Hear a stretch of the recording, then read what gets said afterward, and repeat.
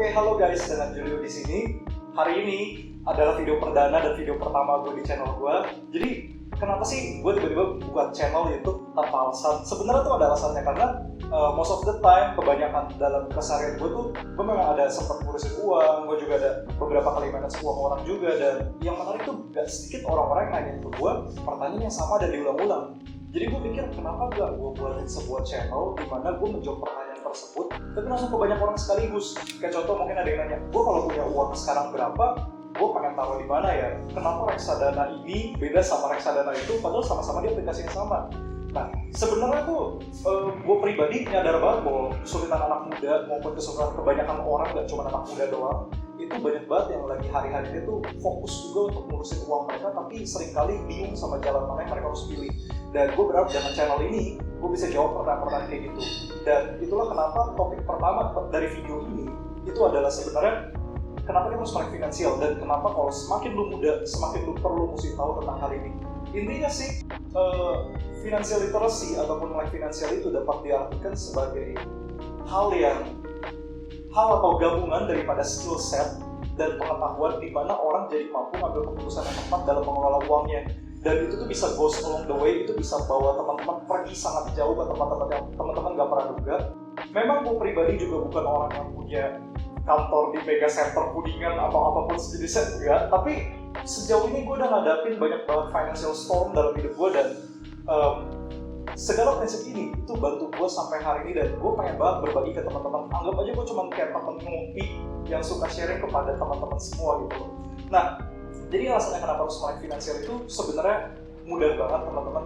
Karena banyak orang itu bisa aja ngambil keputusan yang kelihatannya benar, kelihatannya baik, padahal sebenarnya itu kurang perfect. Contoh, kemarin gue lagi ngobrol sama temen gue, dia itu pengusaha advertising, dan dia cerita ada temennya itu punya gaji itu 5 juta setiap bulan, dan dia cicil rumah yang 2 jutaan teman-teman tiap bulannya. Dan menurut kebanyakan orang cicil rumah, ya kenapa salah? Baik-baik aja dong cicil rumah, apalagi masih muda. Dan dia bilang target dia buat merit teman-teman. Tapi entah kenapa dirasa bahkan sama temen gua yang pengusaha advertising itu dia cukup bijak dalam financial literacy juga. Itu dia bilang sendiri kayak gak masuk akal loh Jul menurut gua. Kenapa? Karena walaupun uangnya itu bisa, tapi di saat begini sayang banget cash flow-nya. Sayang banget uang yang 5 juta tersebut karena 2 juta dipotong setiap bulan. Tinggal sisa 3 juta untuk diputar kepada hal lain yang mungkin dapat masalah return yang lebih baik. Properti tentu naik nggak tentu, tapi maksudnya itu kenaikannya mungkin nggak setinggi daripada mungkin contoh saham itu mostly dalam setiap tahunnya itu minimum return 8-10%, sedangkan rumah itu kalau nggak dalam market yang tepat atau waktu yang tepat musimnya itu nggak bakal secepat itu teman-teman. Dan alasan lain kenapa kita perlu melek literasi financial ini selain hal-hal yang tadi gue sebut, keputusan-keputusan yang bisa jadi kelihatannya benar, kelihatannya baik tapi ternyata kurang tepat, ya gampang banget teman-teman. Karena semakin lu muda, semakin lu tuh bisa majuin keuangan lu ketika lu sudah umur 30, 40, 50, bahkan 60. Kita ambil contoh kayak gini. Kebayang nggak ada orang yang namanya misalnya A, itu punya penghasilan, kita nggak usah pakai rupiah biar gampang, 5 poin. Dan dalam 5 poin tersebut, dia pengeluarannya 4 poin teman-teman. Dan sedangkan ada orang kedua, orang B, itu penghasilan cuma 3 poin, tapi pengeluarannya cuma 1 poin. Dalam jangka panjang, tentu udah jelas, walaupun yang satu gajinya kita bilang penghasilannya lebih kecil daripada si A, tapi si B akan Indian waktu pensiun ataupun waktu tabungannya dia cek akan berakhir jauh lebih baik dalam 10 tahun ke depan. Dan tahu nggak sih yang paling menarik teman-teman? Kita ambil perumpamaan, artinya dari sana itu gaji yang besar itu nggak berarti masa depan finansial yang secure atau finansial yang baik loh.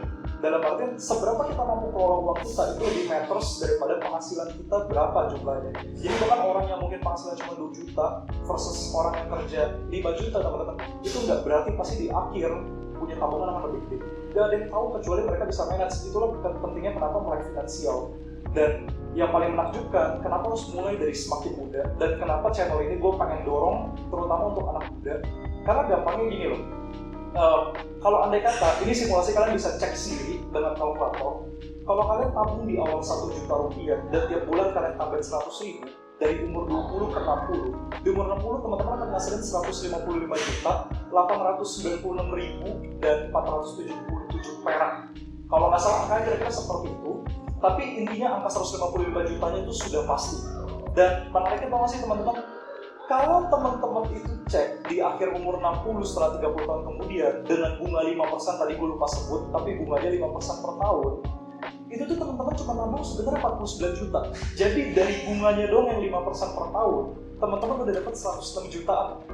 Jadi kalau teman-teman andai kata cuma telat 10 tahun aja, karena teman pikir ngapain dari muda udah mulai nabung, bisa nanti lah, kenapa harus sekarang? Teman-teman itu rugi sekitar 60 sampai 70 jutaan yang harusnya bunga yang teman-teman dapat dari apa yang teman-teman tabung 5% per tahun. Jadi bisa dibilang teman-teman, semakin muda teman-teman dan semakin teman-teman ngerti skill set dan pengetahuan yang dibutuhin untuk finansial, semakin baik dalam akhirnya. Dan itu pun tadi gue kasih contoh gak realistis. Mana ada sih masa orang cuma nabung 100 ribu tiap bulan? Maksud gue gak mungkin 100 ribu tiap bulan sampai umur 60 dong. Pasti di umur 30-40 kita sudah mulai lebih produktif dan bisa nabung lebih gede. Artinya teman-teman mungkin bisa dapat yield atau return daripada tabungan teman-teman jauh lebih gede. Kenapa begitu? Karena gini loh, kalau teman-teman sadar tadi itu kan 100 ribu terus-menerus, dan ternyata dari ditotalin selama 30 tahun teman-teman nabung 49 juta dan dapetin bunga 106 jutaan teman-teman. Itu tuh basically teman-teman dapat 218% selama 30 tahun. Jadi kalau teman-teman telat 10 tahun, telat 5 tahun, telat 2 tahun, itu ngaruhnya minta ampun. Itulah kenapa you must start now. Teman-teman mesti mulai dari sekarang dan perlahan-lahan teman-teman dengan skill set atau financial literacy, kemelekan finansial yang penting itu teman-teman. Jadi kalau teman-teman suka dengan hal-hal seperti ini, pastikan teman-teman like, ada tombolnya di bawah. Kenapa? Karena itu membantu YouTube bantu algoritma YouTube untuk orang-orang kayak teman-teman lebih banyak ketemu lagi video seperti ini. Dan yang kedua, kalau teman-teman nggak setuju, kalian boleh dislike dan komen.